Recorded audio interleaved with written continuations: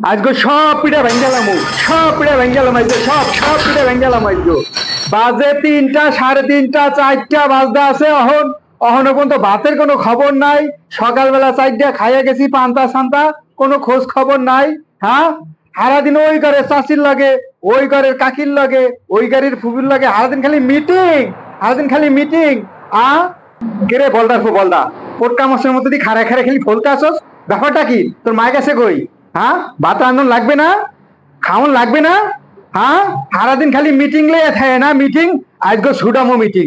আপনি মারুলার একটা আজে বাজে কথা কইবেন না।